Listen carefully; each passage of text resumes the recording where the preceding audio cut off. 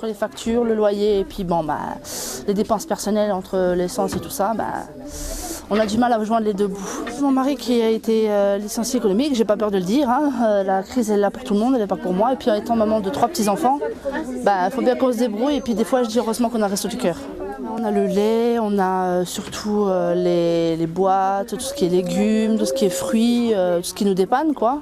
Puis qui nous permettent de faire des économies au niveau alimentaire, quoi. On a aussi le droit aux couches pour les bébés, on a le droit aussi aux petits pots, on a le droit aux vêtements, on a le droit aux chaussures, tout ce qu'on a besoin, quoi.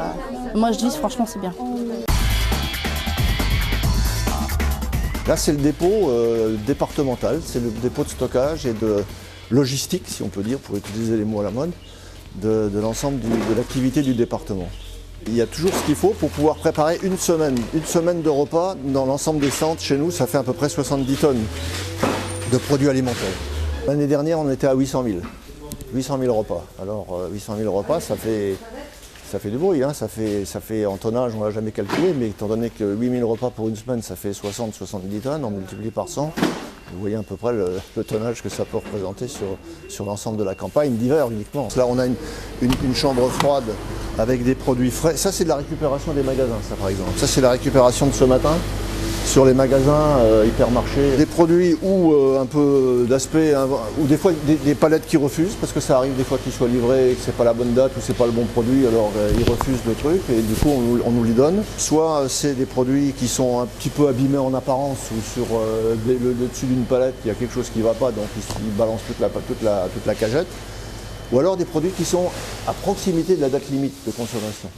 Je vois dans les supermarchés, il y a des fois une palette entière, la première cagette de dessus, il y a 3 fruits qui sont abîmés, ils refusent toute la palette et puis c'est terminé. Donc si on n'intervenait pas pour récupérer nous tout le reste, ça partirait à la poubelle, quoi. C'est quand même, c'est un peu triste, hein.